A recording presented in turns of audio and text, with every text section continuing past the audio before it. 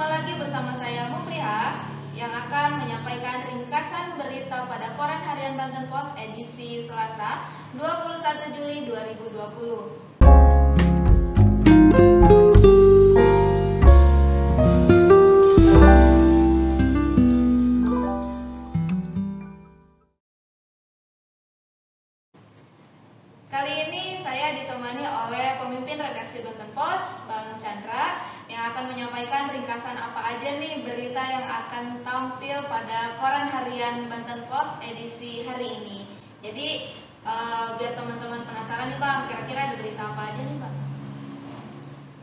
Untuk edisi besok ini sebenarnya bingung saya, Gimana? karena banyak sekali berita menarik yang perlu dibaca sama pembaca ini di Banten Pos edisi hari ini ya.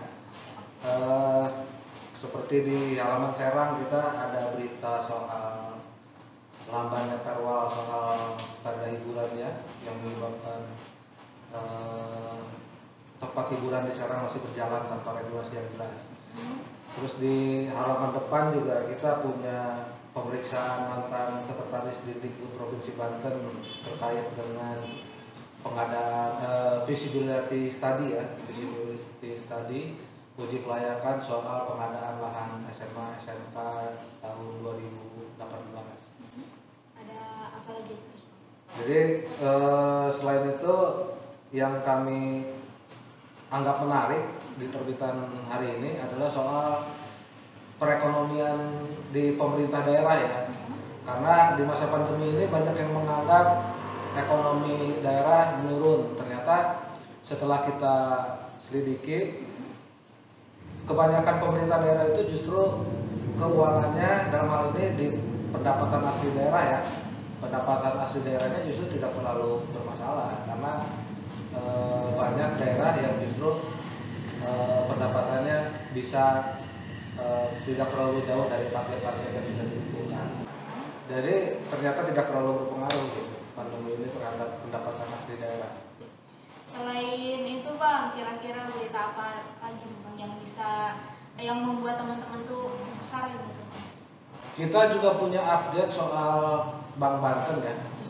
Ini Bang Banten masih terus aja dong Iya, karena kan regulasinya sedang digarap ya sama DPR dan provinsi, dan kebenaran hari ini adalah deadline terakhir OJK ya, Otoritas Jasa Keuangan, untuk penyihatan Bank Banten. Yang kita ungkap di edisi hari ini adalah soal ternyata sebelumnya kan ada LOI dengan Gubernur Jabar ya, antara Gubernur Jabar sama Gubernur Banten, antara Pak Ridwan Kamil dengan Pak Wahidin Halim tentang rencana merger Bank Banten dengan BJB. Ternyata selama ini macet dan salah satu penyebabnya ternyata adalah Bank Banten yang menutup akses untuk BJB. Tapi untuk lengkapnya tentu bisa dibaca di Harian Banten Pos. Oke, pokoknya jangan sampai ketinggalan untuk membaca berita selengkapnya di Koran Harian Banten Pos edisi hari ini. Ada berita yang mau diringkas lagi Bang? Ya tentunya ini adalah berita utama kita hari ini ya. Berita utama nih teman-teman, jangan lupa.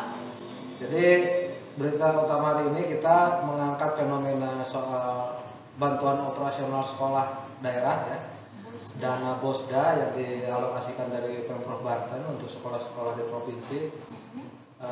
Karena ada fenomena di mana ada ketidaksinkronan antara keinginan gubernur dan regulasi dengan apa yang sudah ditetapkan oleh Pemprov Banten, dalam hal ini Dikbud.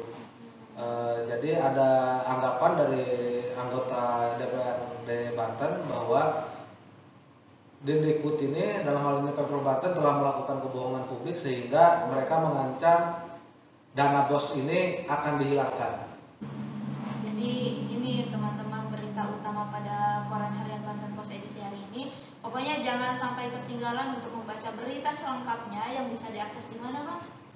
Tentunya di koran kita ya, bisa didapatkan di loker-loker terdekat atau bisa juga diakses melalui langganan di grup WhatsApp kami, nanti bisa dilihat di deskripsi, dan bisa juga diakses di website kami yaitu banpos.co.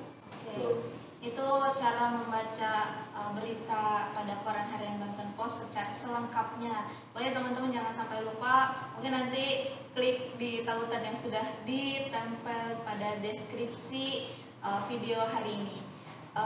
Mungkin itu aja ya Bang ya, biar teman-teman tuh semakin penasaran dan membaca berita selengkapnya. Saya Mufliha dan Pak Pemret. Saya Chandra. Pamit undur diri. Assalamualaikum warahmatullahi wabarakatuh.